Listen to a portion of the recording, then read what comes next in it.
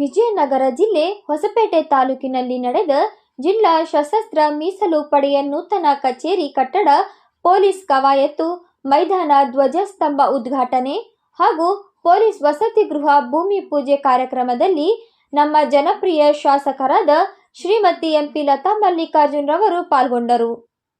ಈ ಸಂದರ್ಭದಲ್ಲಿ ಗೃಹ ಸಚಿವರು ಡಾಕ್ಟರ್ ಪರಮೇಶ್ವರ್ ಅವರು ಹಾಗೂ ವಿಜಯನಗರದ ಶಾಸಕರಾದ ಶ್ರೀ ಎಚ್.ಆರ್. ಜಿ. ಗವಿಯಪ್ಪ ಜೊತೆಗಿದ್ದರು. ವರದಿ H. Karim Nandibevur, KS news 24x7. ರಾಜೀನಾಮೆ ಕೊಡುವುದು ರಾಜಕೀಯ ಮಾಡ್ತಾ ಇದ್ದಾರೆ. ಅಷ್ಟೇ ಅಲ್ಲ, ಅವರು ರಾಜ್ಯಪಾಲರ ಕಚೇರಿಯನ್ನು ಕೂಡ ದುರುಪಯೋಗ ಮಾಡ್ತಾ ಇದ್ದಾರೆ. ಅವ್ರ ಕಡೆಯಿಂದ ನೋಟಿಸ್ ಕೊಡಿಸ್ತಾರೆ.